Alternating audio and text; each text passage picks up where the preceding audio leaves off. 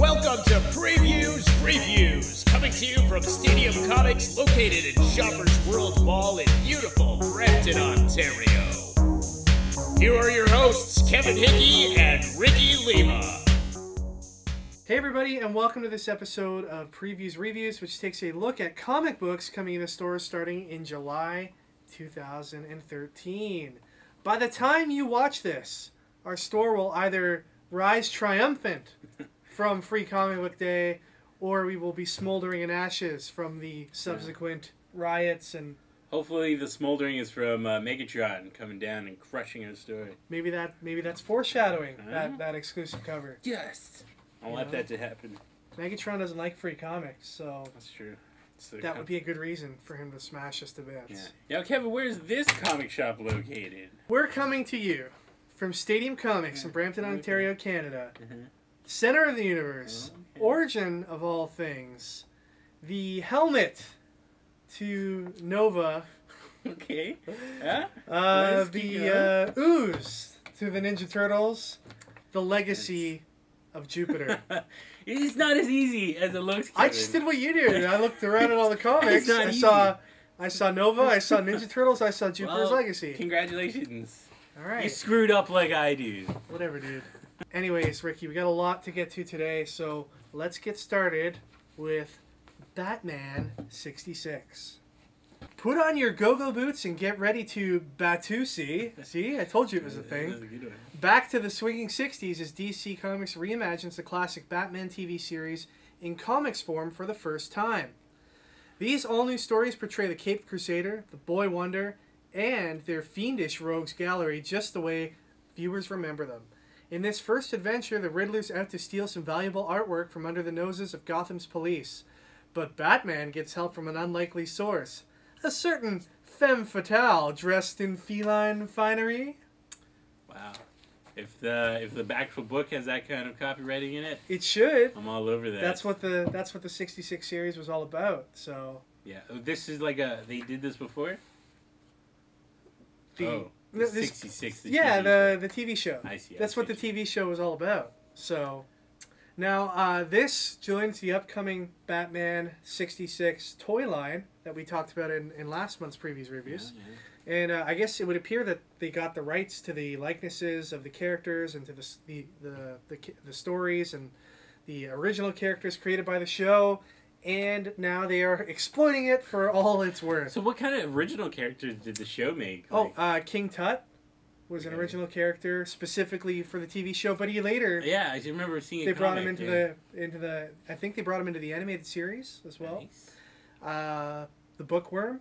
The Bookworm was an original character for the show. Very interesting. So really cool, campy villains in this, and I can't wait to see them in the pages of comic books. Now, the other cool thing that they're going to do with this is they're going to take some of the characters from Batman, canon from the comics that have never appeared in the television show, and they're going to, 66 eyes them and make them characters in this people book. like the Killer Croc.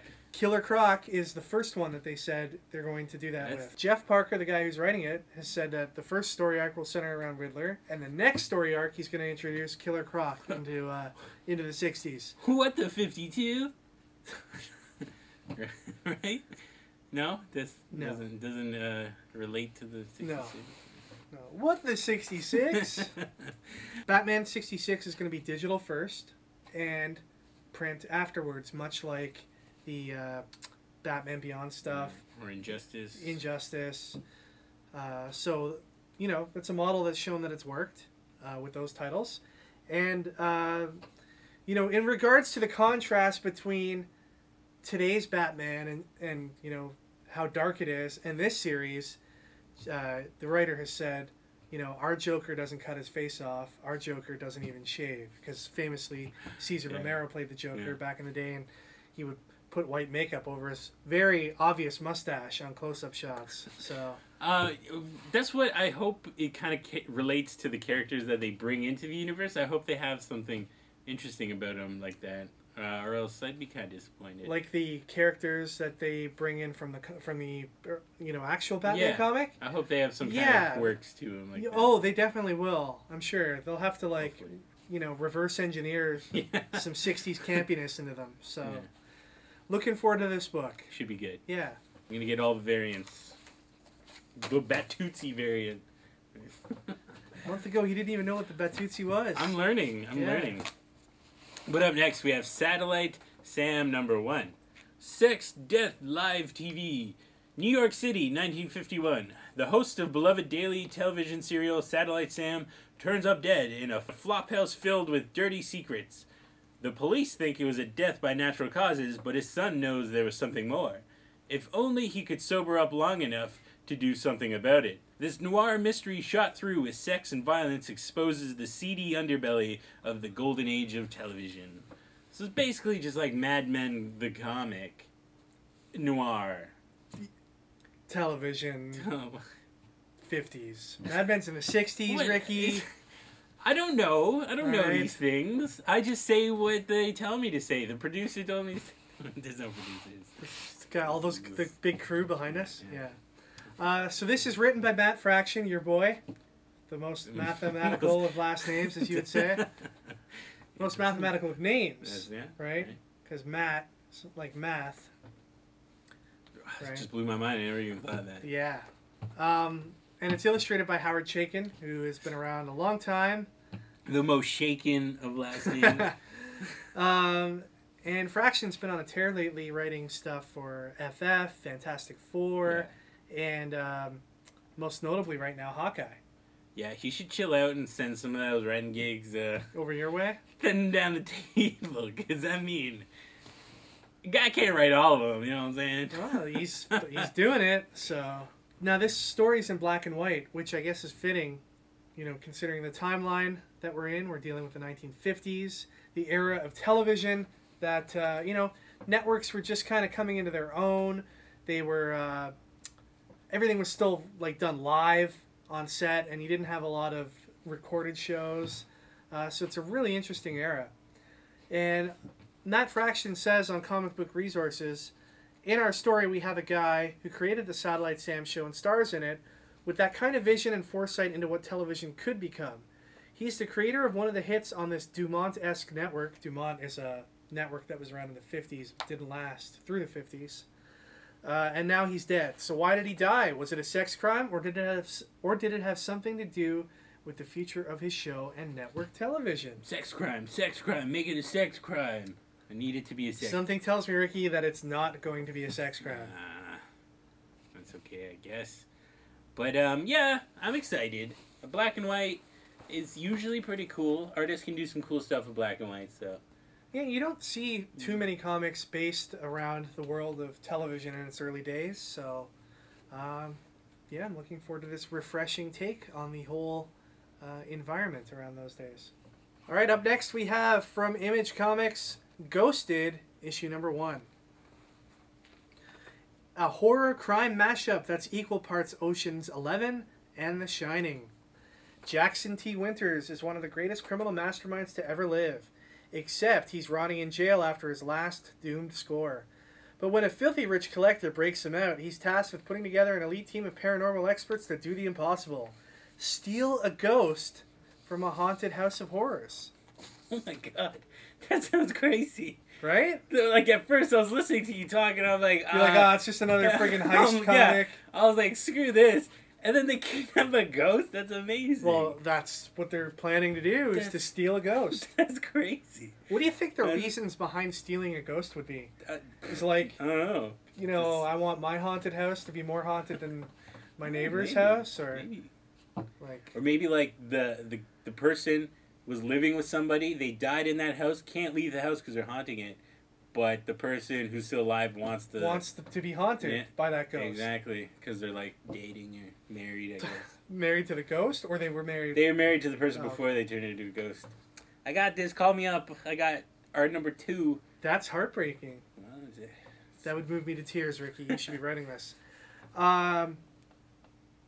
Who is writing it, though, is Joshua Williamson. And he said that this is going to be a 5-part miniseries. But should the comic perform well, there's the possibility of it being extended into a ongoing. And we've seen that happen with a bunch of Image comics over the last year or so. Joshua Williamson says about these kinds of stories that he just loves heist stories in general. The whole idea of putting together the team and making the plans and then actually carrying out the heist. But this is a whole new, angle on it. How would you steal a ghost? If you had to come up with a plan to steal a ghost. Yeah, that's a good question. Yeah. One I've been pondering since I was... Obviously, who hasn't, right? What I would do is I'd build a hallway connected to the house to another house, so it becomes one big house. Right. And then the ghost haunts both houses, and then eventually you cut off the bridge, and now he's in the house that you want him to haunt. Okay. See? All right. Yeah.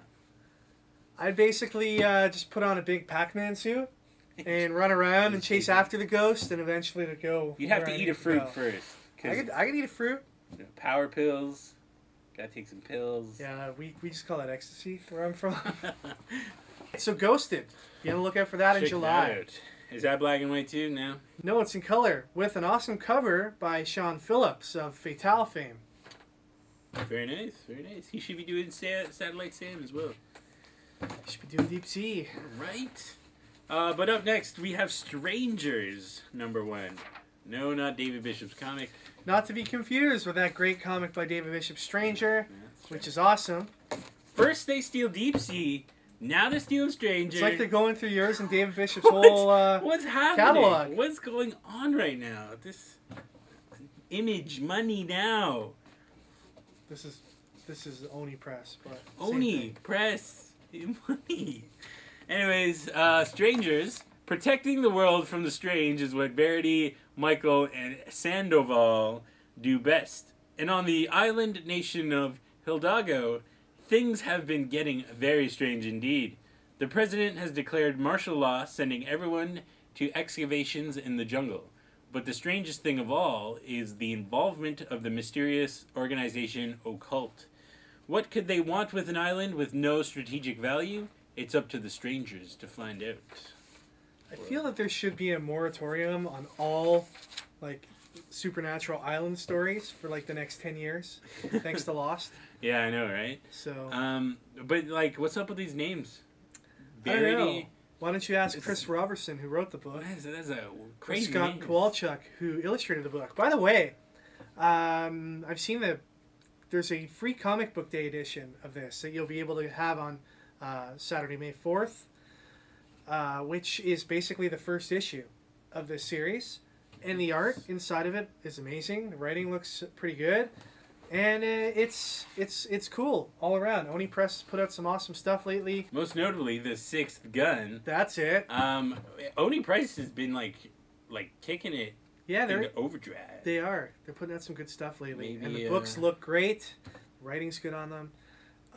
Was Scott Pilgrim, their first big thing? I think it was their first...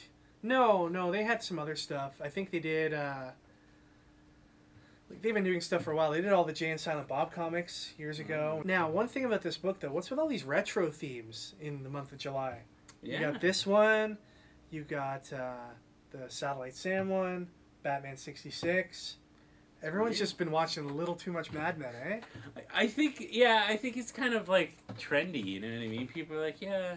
I like it because the trends kind of go in arcs, you know what I mean? Where it gets really technological, really crazy, really futuristic, and then they're like, oh, really retro, really cool, and then it goes back. To dial it back, yeah. Yeah, so I mean, it's just how it goes, I guess. What do you think the next big trend is going to be? Back to space. When are we going to start seeing the early 2000s represented again? Nothing happened there. That's the people going to start using Netscape again. Oh God, I hope not. That'd be terrible. That'd be great. I had to use Internet Explorer today. I cried. Why? It was terrible. Because I did a talk on how to write comics at high school, and all they had. First problem. I know, right? And all they had was Internet Explorer. I puked. It's crazy, dude. So, Strangers. Pick it up for free on Free Comic Book Day. Check it out when it's printed for actual money in July. And speaking of super advanced technology... That's right, Ricky. Avengers AI, issue #1. Harder, better, faster, stranger. The triumph of Hank Pym turns to tragedy for the human race. An unfathomable Pandora's box of destruction. When a brave new world is unleashed, only one team of Earth's mightiest heroes can save us from the future. Avengers AI. The Vision, Hank Pym, Victor Mancha, Doombot, the mysterious Alexis, Monica Chang, Agent of S.H.I.E.L.D. The Age of Ultron is over. The age of AI is now. Yeah, man, I'm excited for Ricky, this. did you see the awesome Mega Man inspired 8-bit cover? Right, I did. You totally didn't. I'm buying all of that cover. Every copy. There's a lot of talk that the 8-bit covers are going to be the next big thing at Marvel. Like, you know, you can't do Scotty Young covers forever. I hope so. So, man, I'm so excited. But Valiant kind of said that they were doing 8-bit covers last month. Do you think that? I don't care. Marvel's bigger, so yeah. I do hope that they don't just stick to like Mega Man 8-bit and kind of be more creative with their 8-bit stuff or 16-bit even, because I mean 8-bit's cool, but it can be beautiful if they really tried. What about some like Contra covers? Yeah, you know, right? Contra. That's some Blades of Steel covers. There you go. There you go. I don't know how you're gonna work that in, but make it happen, Marvel. But okay, so I was at a bar once with Buns from Flavorful Reviews. Yeah. And he goes to me. He's like, you know what they're coming out with? Avengers robots. And I was like, oh my, what? And he's like, there's a Doombot in it. And then we just like freaked out. Because it's awesome. Because it's crazy. It's like a rogue Doombot. It's a really cool concept. Joining the Avengers. Apparently, it's the Doombot that Hank Pym disabled and has had in his workshop since Civil War. Okay. So, you know, that's what I've been told. I don't know if it's true or not. I'm sure that it is. But this book deals with the fallout of the end of Age of Ultron, which, you know, the last and final issue of Age of Ultron comes out in the month of July, along with this book. And they're not saying a ton about it because it would obviously ruin the ending, but I'm really excited.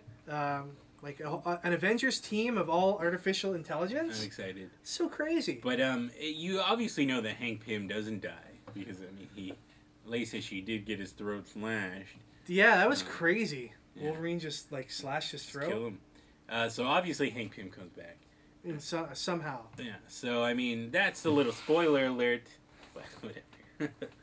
I have a feeling everything after Age of Ultron just comes back to normal.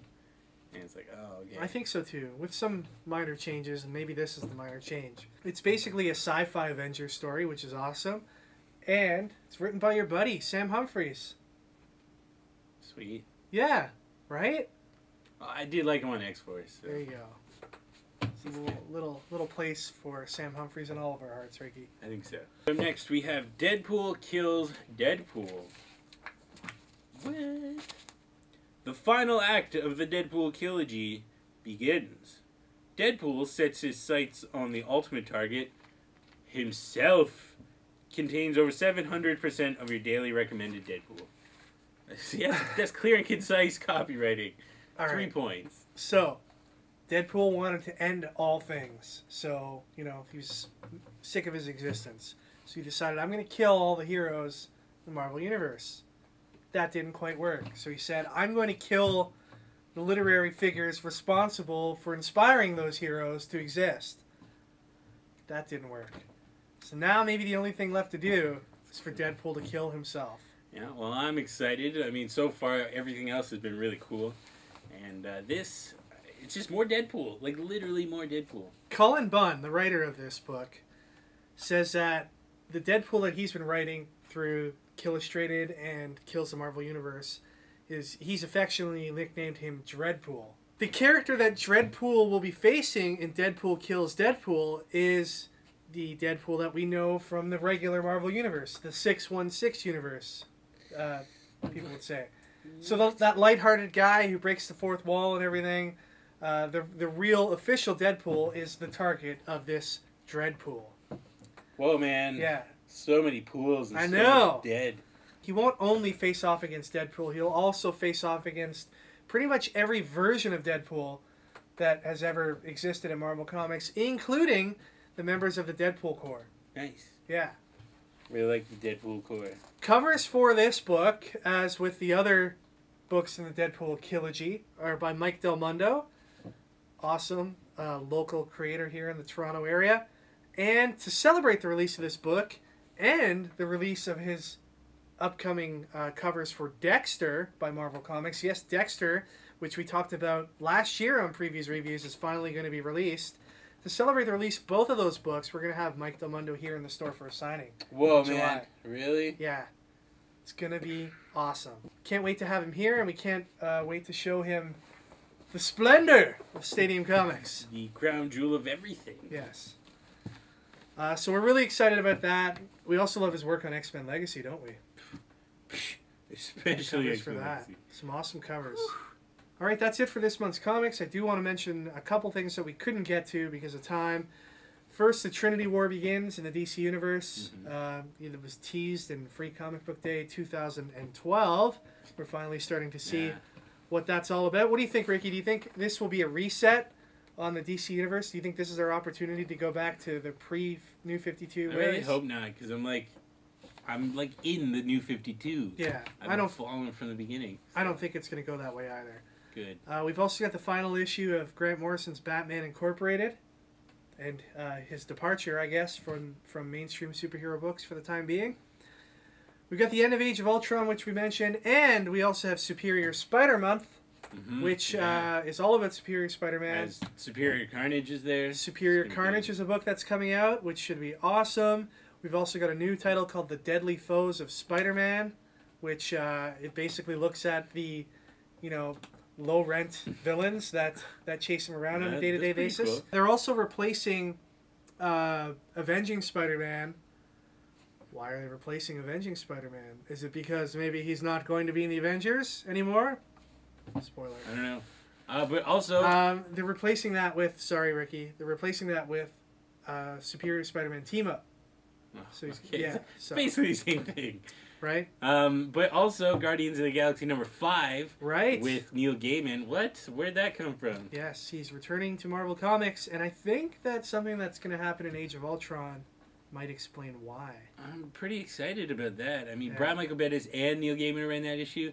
That's just crazy. All right, everybody, thanks for watching this episode. Stay tuned for our next episode, which will take a look at collectibles, toys, statues, and action figures, and all other cool things coming into shops starting in July.